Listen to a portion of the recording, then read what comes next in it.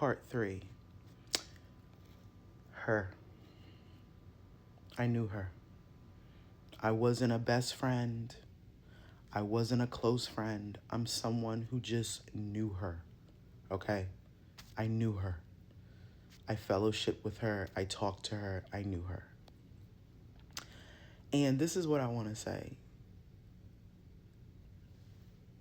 She's where she's at because she was bold enough to be who she believed she should be. Just sit with that. What I'm finding is that there's so many Christians, followers of Christ, new Christian babies, older Christians, this, that.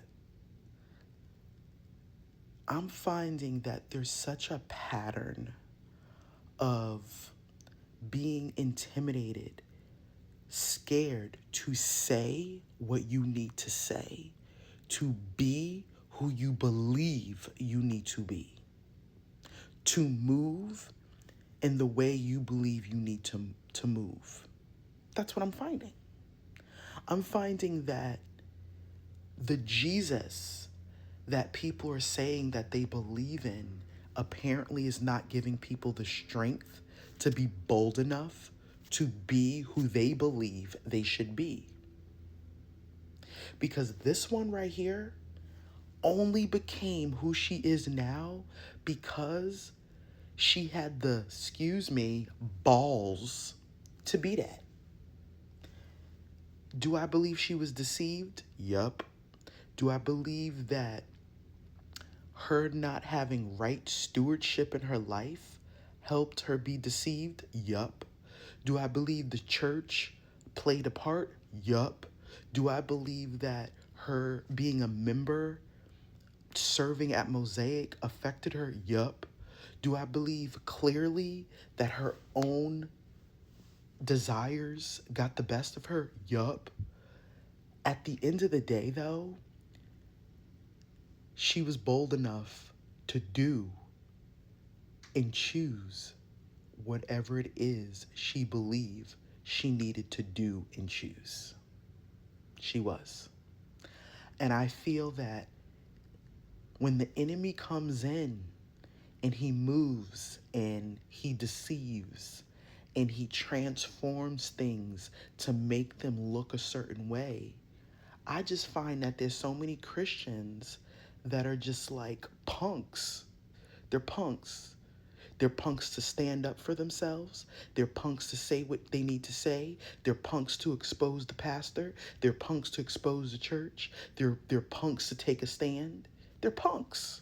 And then you let people like this take this position where they sound like complete fools.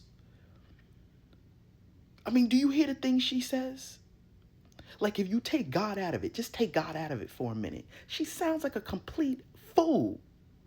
But then you have people that are flocking to her because they're desperate for intimacy and vulnerability with the Lord that they clearly don't know how to access by themselves.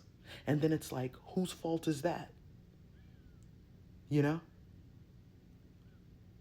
I just believe as a body, right? As the church body, unless you're taking time to invest in the time inside of what really matters, you're not doing anything but just being a co-star to whatever the enemy's doing. That's where I stand. So this one right here, she was able to be used by the enemy because she was bold enough to do whatever she felt like she needed to do. And now look at where we're at. But Kathryn, you're gonna have to address these allegations about your spiritual father. You're gonna have to address them. There's no running away from that. There's no running away from that.